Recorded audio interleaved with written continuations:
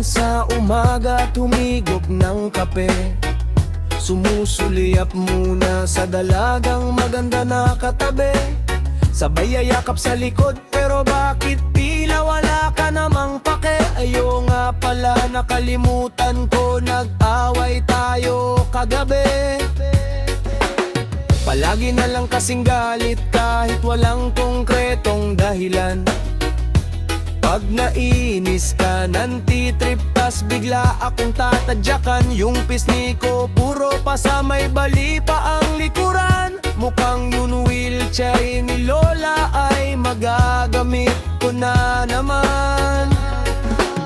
Grabe ka din pag nagselos, wala kang pinapatawad.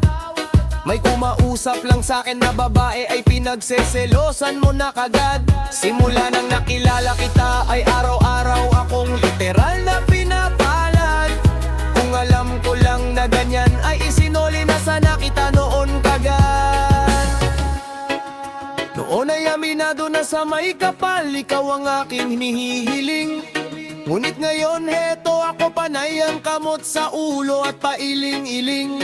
Parang mali yata yung sagot sa panalangin ko na dumating. Mukhang dahil sa'yo mapapagalamay ko tsaka libing.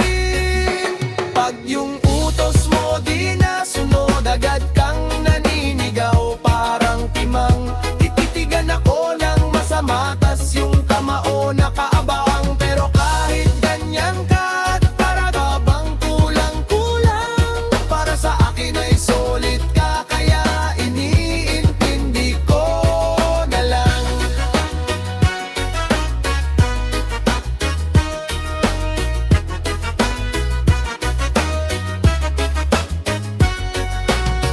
Bakit kasi sa dami ng babae sa mundo sa'yo pa ko napamahal?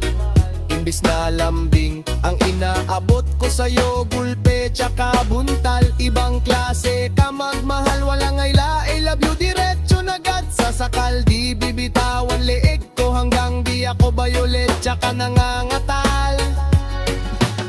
Pag tayo ay nag-aaway, ako palagi ang nagpapakumbaba. Dahil ayokong madagdagan yung mga sugat ko tsaka pasa. Para sa akin ay ikaw lang ang pinaka.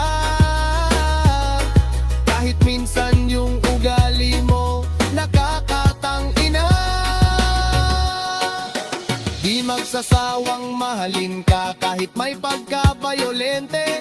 Kahit sinisi ko, sinisipa, sinasakal mo ko at kinukuryente. Mananatili sa tabi mo dahil dun ako komportable. Kaya sana bukas mahal ay masagasaan ka ng kotse.